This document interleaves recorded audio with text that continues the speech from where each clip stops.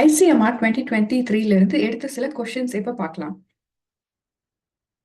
Herpetologist would be studying which of the following? So butterfly, snake, blood, liver. So இதில் எதை படிக்கிறவங்க ஹெர்பட்டாலஜிஸ்ட் அப்படின்னு சொல்லுவாங்கன்னா, ஹெர்பட்டாலஜிஸ்ட் அப்படின்றவங்க zoologist who study reptiles and amphibians. So இந்த மாதிரி ஸ்னேக் ஆர் அதர் ரெப்டைல்ஸை பற்றி படிக்கிறவங்க, ஆம்பிபியன்ஸை பற்றி படிக்கிறவங்க தான் நம்மளுக்கு ஹெர்பட்டாலஜிஸ்ட். ஸோ நம்மளுடைய ஆப்ஷன் படி பார்த்தோன்னா இது வந்து ஸ்னேக். ஸோ ஓகே, இப்போ அடுத்த ஆப்ஷன் எல்லா ஆப்ஷனையும் வந்து நம்ம பார்ப்போம். பட்டர்ஃப்ளை அண்ட் மாத்ஸை பற்றி படிக்கிறத நம்ம லெபிடாப்டிராலஜி அப்படின்னு சொல்லணும். பிளட் அண்ட் பிளட் டிஷ்யூஸை பற்றி படிக்கிறத ஹெமட்டாலஜி அப்படின்னு சொல்லுவோம்.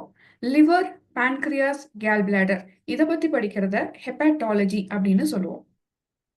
Which of the following metals is commonly used to increase the strength of steel alloy? Okay, இப்போ பிஸ்மத், போரான், மாலிப்டினன், டின் இதை பற்றி பார்த்தோன்னா, பிஸ்மத் வந்து ஒரு டயரியாக மெடிசனாக யூஸ் பண்ணக்கூடியதாக இருக்கு. போரான் ஆஸ்டியோஜெனிசிஸ், அதாவது மூட்டு போன் சம்மந்தப்பட்டதுக்கு யூஸ் பண்ணக்கூடியதாக இருக்கு. ஃபர்டிலைசர்ஸ் அப்புறம் இன்செக்டிசைடாகவும் யூஸ் பண்ணுறாங்க. அப்புறம் மாலிப்டினம் தான் இது ஒரு மெட்டல். ஸோ இது வந்து increase the strength of steel அலாய்க்காகவும் கொரோசிவ் ரெசிஸ்டன்ஸுக்காகவும் யூஸ் பண்ணக்கூடியது. ஸோ நம்மளுடைய ஆன்சர் வந்து மாலிப்டினம். ஓகே, டின் வந்து எதுக்கு யூஸ் ஆகுது அப்படின்னா, அதர் மெட்டல்ஸை கோட்டிங் பண்ணுறதுக்கும் பாலிஷிங் பண்ணுறதுக்கும் யூஸ் பண்ணுறாங்க. Leather is prepared from which portion of the skin? Okay, இங்கே நம்ம சைடில் ஒரு பிக்சர் இருக்கு, அது லேயர் ஆஃப் ஸ்கின்னை காட்டுது. ஸோ மேலாக இருக்கக்கூடிய அந்த ஹேரோட இருக்கக்கூடிய லேயர் எபிடர்மிஸ் அப்படின்னு சொல்கிறோம். அதுக்கு செகண்டாக இருக்கக்கூடிய லேயர் டெர்மிஸ் அப்படின்னு சொல்கிறோம். ஸோ அதுலேயும் பாப்புலரி டெர்மிஸ், ரெட்டிகுலர் டெர்மிஸ்னு இருக்கு. அப்புறம் ஹைப்போடெர்மிஸ் அப்படின்னு சொல்கிறோம். ஓகே, இங்கே கேட்குறதுல லெதர் எந்த லேயர்லேருந்து ஃபார்ம் பண்ணுறாங்க? டெர்மிஸ் அலோனா, போத் டெர்மிஸ் அண்ட் எபிடெர்மிஸா, டெர்மிஸ் அண்ட் கியூட்டேனியஸ் ஃபேட்டி டிஷ்யூவா, or cutaneous fatty tissue and underlying மசில்ஸா அப்படின்னு கேட்குறாங்க. ஓகே, இப்போ இந்த 3 லேயர்லையும் எபிடெர்மிஸ் வந்து அவுட் சைட், அதாவது என்விரான்மெண்ட் கூட கான்டாக்ட்ல இருக்கக்கூடியது. ஸோ இந்த ஃபர் எல்லாம் எபிடெர்மிஸ். இப்போ டெர்மிஸ் அப்படின்னும் போது அதுதான் லேயர் ஆஃப் லிவிங் செல் கொண்டது. ஸோ இது ஒரு டைட் கனெக்டிவ் டிஷ்யூ. இதில் தான் ஹேர்ஸ் ரூட்டடும் அப்புறம் நர்வோட எண்டிங்ஸும் அடங்கி இருக்கிறது. ஸோ அதுக்கு கீழே இருக்கிறது தான் சப்கியூட்டேனியஸ் டிஷ்யூ. இதில் லேயர் ஆஃப் ஃபேட்டி டிஷ்யூவும் லூஸ் கனெக்டிவ் டிஷ்யூவும் கொண்டதாக இருக்கு. ஸோ இது டைரக்டாக மசில் கூட கான்டாக்டாக இருக்கக்கூடிய இந்த தேர்ட் லேயர். ஓகே, இப்போ நம்ம லெதர் ப்ராசஸிங்கை தெரிஞ்சுக்கிட்டோம்னா, ஸோ இன்னும் நம்மளுக்கு இது ரிலேட்டடான கொஸ்டின் எது கேட்டாலும் ஆன்சர் பண்ணுறதுக்கு ஈஸியாக இருக்கும். இருக்கக்கூடிய ப்ராசஸ் என்னன்னா கியூரிங். ஸோ இந்த கியூரிங்ல வந்து கிரைண்ட் கோர்ஸ் அந்த ராக் சால்ட்டை வந்து 2 to 3 டயமீட்டர் போட்டு, ஸோ இந்த டெர்மிஸ் ஸ்கின் மேலே போட்டு அதை வந்து ரப் பண்ணுவாங்க. ஆர் ஆன்டிசெப்டிக் ஏஜென்ட்ஸ் மூலியமாகவும் இந்த கியூரிங் ப்ராசஸ் பண்ணுவாங்க. கியூரிங் அடுத்தது வந்து சோக்கிங். சோக்கிங் வந்து ரீஹைட்ரேட் பண்ணப்படுது. அதுக்கப்புறம் இந்த இம்பியூரிட்டிஸ், கிரைம் எல்லாம் வந்து ரிமூவ் பண்ணப்படுது. அப்புறம் அன்ஹேரிங், லிமிட்டிங், இதில் தான் நம்மளுடைய எபிடெர்மிஸ் வரும். ஸோ அதை வந்து ரிமூவ் பண்ணப்படுது கெமிக்கலி. அடுத்ததா ஃப்ளஷிங். ஃப்ளஷிங்ல இந்த சப்கியூட்டேனியஸ் டிஷ்யூ வந்து மெக்கானிக்கலி ரிமூவ் ஆகப்படுது. அடுத்ததா பேட்டிங். ஸோ இது சாஃப்ட்னிங் ஆஃப் லெதர். அப்புறம் பிக்லிங் அப்படின்னும் போது acidifying to prepare undergo tanning ப்ராசஸ்க்கு கொண்டு போகிற ப்ராசஸ் இது. ஸோ இப்படி பார்க்கும்போது நம்மளுக்கு இந்த சப்கியூட்டேனியஸ் லேயர் ரிமூவ் ஆகப்படுது, எபிடெர்மிஸும் ரிமூவ் ஆகப்படுது. ஸோ அப்போ நம்ம ஆன்சர் என்னவா இருக்கும்? நம்மளுடைய ஆன்சர் டெர்மிஸ் அலோன் மட்டும்தான் லெதர் ப்ரிப்பேர் பண்ணுறதுக்கு எடுக்கக்கூடிய லேயர். The ability to detect and discriminate at least 10,000 different odorants because we have one of the most evolved system. So odorants அப்படின்னும் போது ஸ்மெல் அப்படின்னு நம்மளால புரிஞ்சுக்க முடியுது. ஸோ இதில் auditory, gustatory, olfactory, tactile, so இந்த 4ல் எது வந்து நம்மளுக்கு மோஸ்ட் எவால்வ்டு சிஸ்டமாக இருக்குது ரிலேட்டட் டு ஆடோரன்ஸ்? ஸோ கண்டிப்பாக நம்மளுடைய ஆல்ஃபேக்டரி. ஸோ ஆல்ஃபேக்டரின்றது வந்து நம்ம ஸ்மெல் ரிலேட்டட். ஸோ இந்த சென்ஸ் நியூரான் வழியாக நம்மளுக்கு வந்து இந்த ஸ்மெல்லை சென்ஸ் பண்ண முடியுது. பை ரிசல்ட் ஆஃப் சைக்கோஃபிசிக்கல் டெஸ்டிங் மூலயமா கண்டுபிடிச்சிருக்காங்க. ஸோ ஓவர் 1 trillion ஆல்ஃபேக்டரி ஸ்டிமுலை வந்து ஹியூமன் பீயிங்னால டிஸ்கிரிமினேட் பண்ண முடியும் அப்படின்னு இந்த NCAA வெப்சைட்ல சொல்லப்படுது. நம்மளுடைய ஆன்சர் வந்து ஆல்ஃபேக்டரி. ஸோ இப்போ ஆடிட்டரி அப்படின்னும் போது சென்ஸ் ஆஃப் ஹியரிங், கஸ்டேட்டரி அப்படின்னும் போது சென்ஸ் ஆஃப் டேஸ்டிங், டாக்டைல் அப்படின்னும் போது சென்ஸ் ஆஃப் டச்.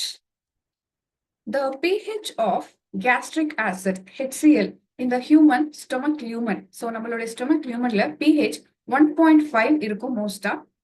ஸோ இது வந்து நம்மளுடைய கேஸ்ட்ரிக் மியூக்கோசாவை போய் கொரோட் பண்றது இல்ல. எதனால அப்படின்னு கேக்குறாங்க. ஸோ பிஹெச் வந்து நான் கொரோசிவ் ஃபார் செல்ஸ் ஆஃப் ஸ்டொமக்கா அப்படின்னு கேக்குறாங்க. கண்டிப்பா இல்ல. பிஹெச் அதோடைய பிஹெச்லயே தான் இருக்கும். ஸோ இது எதனால காக்கப்படுது அப்படின்னு பார்த்தோம்னா mucosa secretes protective mucus that lines the surface. So இதுதான் நம்மளுடைய ஆன்சர். ஸோ இப்போ த சர்ஃபேஸ் மியூக்கஸ் செல்ஸை வந்து ஃபோவியோலார் செல்ஸ் அப்படின்னு சொல்றாங்க. ஸோ இந்த மியூக்கஸ் ப்ரொடியூசிங் செல்ஸ் தான் வந்து இந்த கேஸ்ட்ரிக் மியூக்கோசா லேயரை வந்து லைன் பண்ணியிருக்கிறது. அதுக்கப்புறம் இது மியூக்கஸை செக்ரீட் பண்றதுனால இது ஒரு பேரியரா இருக்கு, கொரோசிவ் ஆகாம பேரியரா இருக்கு.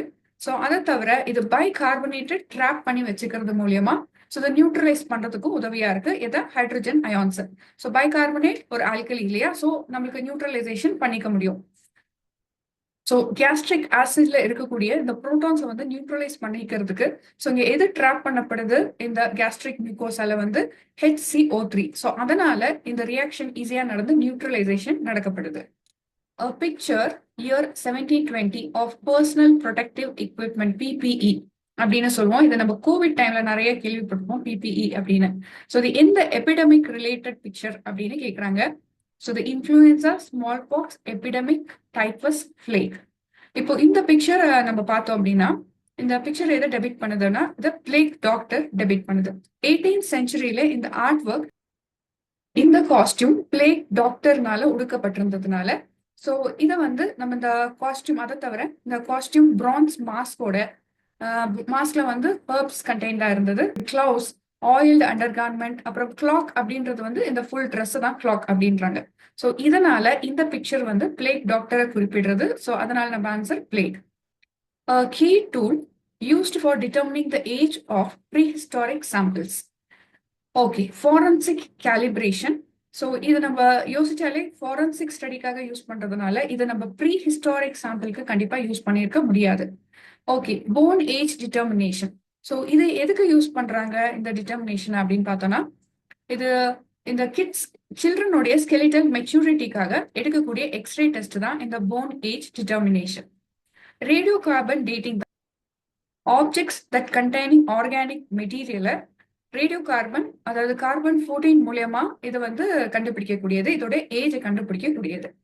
இப்ப அடுத்தது டாட்ஸ் மெத்தட் அப்படின்னா இந்த டாட்ஸ் மெத்தட் வந்து ஒரு பர்சனுடைய ஏஜ் ஆஃப்டர் டெத் கண்டுபிடிக்க முடியும். ஸோ எப்படி அப்படின்னா இந்த பியூபிஸ் சிம்பைசிஸ் அதாவது நம்மளுடைய இடுப்பெலும்புடைய ஜாயிண்ட் நடுவில் இருக்கக்கூடிய இங்கே வந்து தான் இந்த எஸ்டிமேஷன் ஆஃப் ஏஜ் கண்டுபிடிக்க முடியும். இதுதான் டாட்ஸ் மெத்தட் அப்படின்னு சொல்றோம். Nobel prize in medicine is actually named as Nobel prize in medicine or surgery, physiology or medicine, medicine or pathology, chemistry or medicine. So நம்மளுடைய ஆன்சர் என்னன்னா the prize is awarded to people who have made the greatest benefit to humanity in the field of physiology or medicine. So நம்மளுடைய answer வந்து physiology or medicine. Which one of the following is an egg-laying animal? Raccoon, European badger, three-toed sloth, duck-billed platypus. So இது எல்லாமே mammals தான். So இதுல வந்து egg laying மேமலா இருக்கு அப்படின்னு பார்த்தோம்னா டக் பில் பிளாடைபஸ். ஸோ இதுதான் வந்து இந்த எக் லேயிங் மேமலா இருக்கு. இந்த கொஸ்டின் செஷன் உங்களுக்கு கண்டிப்பா யூஸ்ஃபுல்லா இருந்திருக்கும்னு நினைக்கிறேன். Thank you. Please subscribe, like and comment, share the knowledge of life science.